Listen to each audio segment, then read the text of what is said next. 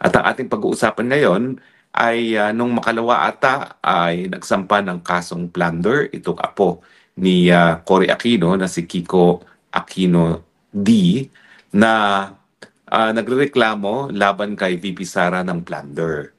Now, alam natin na nabasura na ng Korte Suprema yung impeachment complaint ni Sara Duterte, kaya safe si Sara from another impeachment complaint until February next year. Pero February is only 4 months from now. At sa tingin ko nga, plano nila na buhayan muli ang impeachment na yan. Pero sa tingin ko, wala na mangyayari. Kasi po, halos eleksyon na by 2026. No? At talagang alam naman natin na wala pang kandidato na lumalapit sa magiging pagkapanalo ni Sara Duterte kung ang eleksyon ay mangyayari ngayon. Kaya naman hindi ako magtataka kung talagang lahat ay gagawin nila para sirain si VP Sara, gaya ng ginawa nila kay VP Binay noon. No? Pero wala naman po silang magagamit laban kay VP Sara. No? Kay VP Binay, pinakita nila yung drone shots doon sa Malawak Disney niyang farm dyan sa Batangas. At talagang tingin ko yun ang nakasira kay VP Binay kasi talagang nakakashock naman talaga kung makita mo kung gano'ng kagarbo yung kanyang farm sa Batangas. Bagamat isipin po natin, no? Kapag malaki naman ang lupa sa probinsya, hindi po nakapagtatakayan dahil mura naman po compared to Metro Manila ang mga lupa sa probinsya. So sa akin, hindi pa rin deserve ni VP Binay yung ginawang paninira sa kanya ng kanyang mga kalaban sa politika. At sa tingin ko, walang ganyang baho na mailalabas laban kay VP Sara because si VP Sara has always had a very humble life. No? Yan ang namana niya sa kanyang ama na talagang ang pamumuhay na normal, na humble, hindi marangya, walang kapritsuhan sa buhay. Yan naman po ang pang-araw-araw na buhay talaga ni VP Sara. So wala sila makikuhang baho gaya ng nakuha na yung mga marangyang mga palasyo laban kay VP Sara o di naman kaya kay Erap Estrada nang ganyan din ang nangyari, no? Yung mga larawan ng iba't ibang mga mansyon ng mga asawa ni Erap Estrada. So sa tingin ko, walang mangyayari sa impeachment nila dito sa darating na Pebrero. So ang ginagawa ngayon na nagsabwat ang puwersa ng Dilawan at ng Marcos ay susubukan nila ngayon sa ombudsman. At ang dahilan nga daw kaya tinalaga si Boying Remulla bilang ombudsman para nga po makasuhan na itong si VP Sara at tuluyan ng matanggal bilang Vice President nang mawala yung pinakamalakas na kalaban ng mga Marcos sa susunod na eleksyon sa 2028. Kung meron pang 2028, dahil ako naniniwala ako na pag hindi pa natin pinatanggal itong Marcos Jr. ngayon, baka wala na tayong 2028 na aabutan pa. Anyway, pag-aralan natin, pwede nga ba na yung mga kaso gaya ng sinampa ni Kiko D ay maging dahilan para matanggal sa pwesto si VP Sara kasi ang sinasabi nila, ang merong immunity from suit lamang ay ang presidente. Alam niyo, wala sa saligang batas yan na meron siyang immunity from suit. Pero sabi ng Korte Suprema, yan ay nakabase doon sa separation of powers na sinasabi na nakasaad sa ating saligang batas at yung katotohanan na kung ang presidente ay hahayaang makasuhan ng kung sino-sino during sa kanyang termino, baka wala nang magawa ang presidente kung hindi mag-file ng depensa sa kanyang mga napakadaming kaso pwedeng ihain sa kanya. Dahil alam naman natin, talaga naman maraming magiging kaaway ang presidente sa larangan ng politika. So, ang sabi ng Korte Suprema, yung immunity from suit ng presidente implied from the separation of powers at saka yung practical na konsiderasyon na kinakailangan makafocus ang presidente sa kanyang trabaho bilang isang presidente. Pero walang ganyang provision pagdating sa vice president at iba pang mga impeachable officers. So ang tanong, palibhasa ang meron lang immunity from suit ay presidente, pwede bang matanggal sa pwesto ang isang impeachable officer gaya ni VP Sara na wala namang kinikilalang immunity from suit habang sila ay nasa opisina? Well, alam niyo po, dalawang kaso na nadesisyonan ng Korte Suprema dyan. Yung Inre Gonzalez na isang ombudsman na pinapakasuhan din at saka yung isang kaso na Villa, kung hindi ako nagkakamali. Ang sabi ng Korte Suprema, nakasaad sa saligang batas na ang presidente, ang vice president, ang mga chairman at members ng constitutional commissions ay pwede lamang matanggal sa kanilang posisyon sa pamamagitan ng impeachment. Now, Ano ang problema kapag ang Vice President ay kasinasuhan ng plunder? Well, ang Vice President, ang plunder po, kapag yan ay napatunayan at ikaw ay nahatulan na guilty, meron po yung penalty ng perpetual disqualification from office. At kapag ikaw ay napatawan ng ganyang tinatawag na accessory penalty, yan ay magreresulta sa iyong pagkakatanggal sa iyong posisyon bilang isang impeachable officer.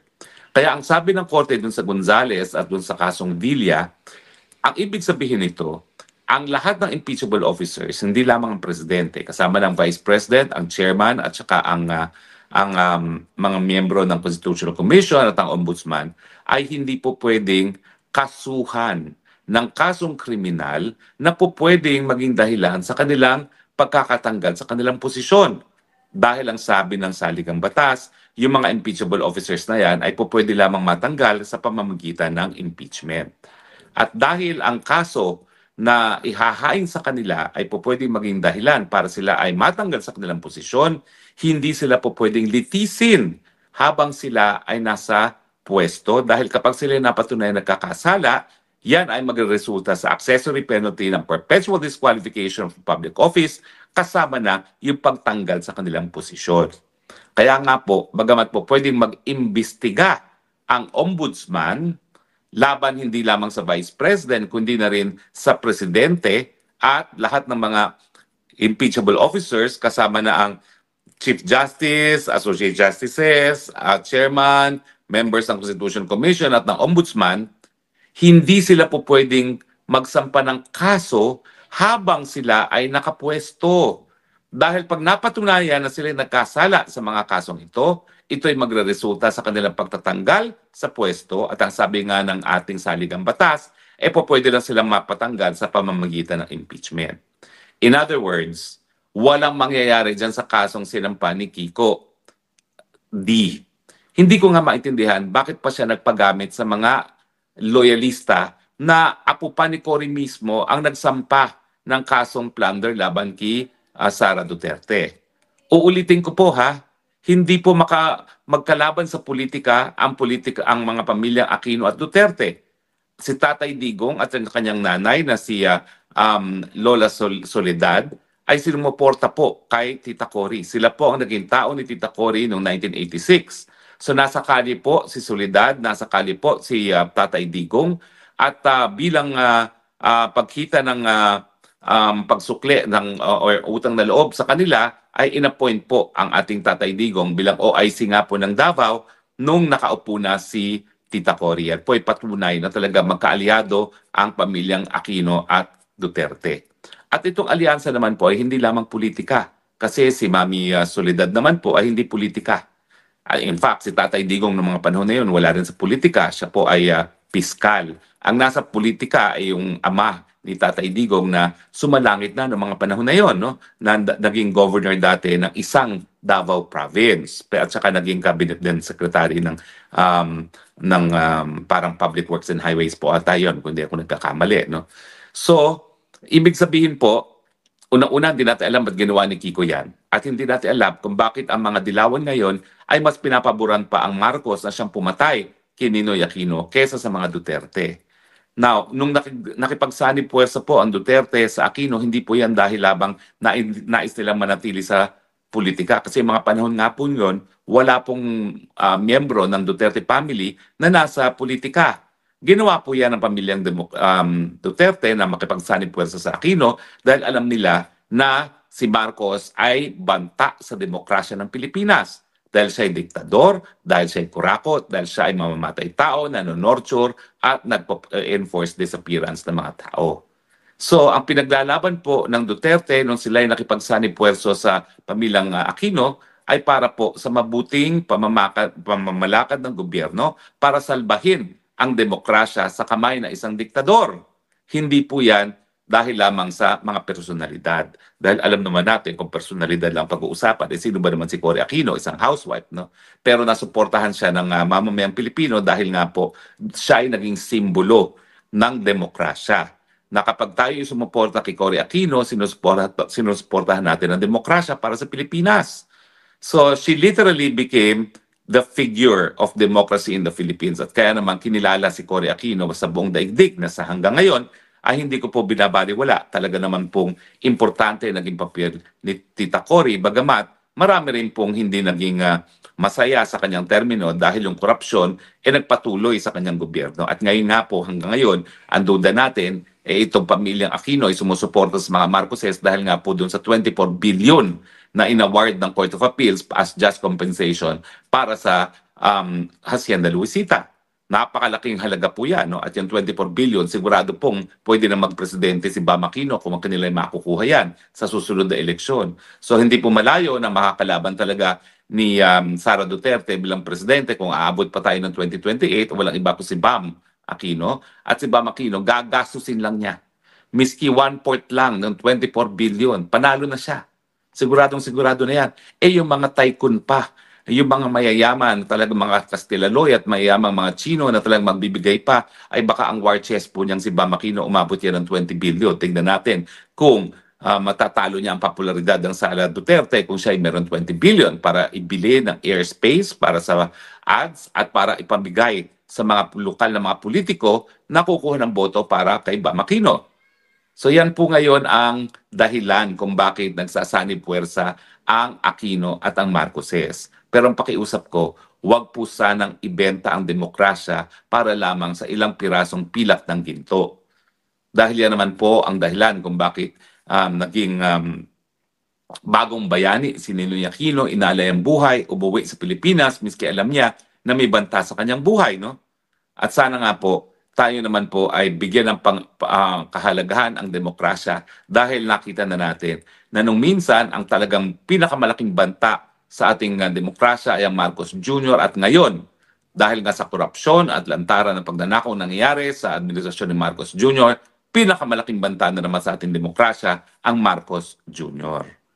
Pero ang mabuting balita po, maski nagpagamit si Kiko D sa mga Marcoses para dito sa PR stunt na kasuhan si Inday Sara Duterte para sa plunder, wala pong mangyayari dyan. Dahil nakasaad na po sa desisyon ng Korte Suprema sa Gonzales at sa Villar na hindi po pwedeng kasuhan ang impeachable officer gaya ni Vice President habang sila'y nakaposisyon dahil ito'y po pwedeng magresulta sa isang desisyon ng perpetual disqualification from public office na dahilan para malabag yung ating saligang batas na nagsasabi ang mga impeachable officers gaya ng Vice President po pwede lamang tanggalin sa pamamagitan ng impeachment. Kaya nga po, ako, sinasabi nila na kaya daw tinalaga si Boyeng Remulla bilang ombudsman ay dahil pakukulong niya si Sara Duterte for plunder. Ang pinakamaingay po dyan ay yung si Amy Marcos na tinatawag ng maraming mangga, i.e. manggagamit. Sa akin po, legally impossible. Hindi po yan papayagan ng Korte Suprema. Kaya nga po ako naniniwala ako na itong si Ombudsman Boyeng Remulla may pagkakataon po para ilagay ang kanyang pangalan bilang isa sa pinakamabuting Pilipino kung gagawin niya ng tama ang kanyang katungkulang bilang ombudsman. Baka mahigitan pa niya ang pagmamahal ng tao na pinakita kay Conchita Morales kung siya ay magiging tapat sa kanyang tungkulin at tapat sa saligang batas at iwasan ang pagsampa ng kaso na alam namang niyang hindi po pwedeng isampa laban kay Sara Duterte. Kaya po ako itaga nyo sa bato. Hindi po ako isa dun sa nagsasabi na kaya tinalaga si Boyeng Remulla ay para ipakulong si Inday Sara Duterte. Una-una, legally impossible. Secondly, naku po, kamuntik tang mamatayan si Boyeng Remulla nung kailan lamang at sa tingin ko naman, iaalay niya yung natitira pa niyang buhay sa mundong ibabaw para naman po maalala siya ng taong bayan na merong pasalamat at respeto na tama ang ginawa niya sa kanyang katungkulan. Sa tingin ko po, hindi mangyayari na si Boyeng Remulla ang magiging dahilan para maaresto si BP Sara dahil imposible nga po yan dahil meron na pong desisyon ang Korte Suprema tungkol dyan at malinaw ang lengguwahe ng ating saligang batas. Pwede lamang mapatanggal sa pwesto ang isang Vice President sa pamamagitan ng impeachment. So hindi ako magtataka kung sila'y bubuhayin nilang impeachment sa Pebrero, pero wala na po yung mangyayari. Kasi yung mga politiko na kinakailangan bumoto para sa impeachment sa Kamara, magaling po ang pulso ng bayan diyan, pulso sa publiko. At alam nila na dahil paparating na ang 2028 elections, hindi na po yan para galitin pa nila si Inday Sara Duterte. Tingnan ninyo. Nung minsan na nagpunta na sa Kongreso, itong si Inday Sara, itong Kongresong ito itong 20th Congress, abay tinatawag na siyang Her Excellency, na mga walang yang binabastos siya nung 19th Congress. Siyempre, alam nila ito nang susunod na presidente, bakit mo pa babastusin? Magaling pong pulso ng mga politiko pagdating sa politika. Kaya asahan ninyo, wala na pong mangyayari dyan sa impeachment na yan. Bukod pa sa katunayan na bangkarote na pong gobyerno at wala nang gagamitin si Marcos Jr. na bala para bilhin ang mga lagdana naman ng mga kongresista. So, sa mga naniniwala na ang Tatak Duterte ang susi para sa pag-unlad ng bayan at para magkaroon muli ng tunay na demokrasya sa ating bayan, pwede po kayo makatulong ng mahimbing dahil wala pong mangyayari dun sa kasong kriminal na isinampa ni Kiko D. Kinakailangan antayin pa muna po bago matapos ang termino ni BP Sara kung hindi siya magiging presidente sa 2028. Dahil kung siya ay magiging presidente sa 2028, hindi pa rin po pwede pong galawin ang kasong kriminal laban sa kanya until matapos ang kanyang termino bilang presidente. So, kulang po tayo at sa tingin ko naman po, nandyan po ang Panginoon at nandyan ang taong bayan para itaguyod ang ating saligang batas. So maraming salamat po sa inyong patuloy na pagtangkilik at sana tayo'y nakadagdag ng kaunting kaalaman tungkol sa batas sa inyong lahat at sa hanggang muli nating pagkikita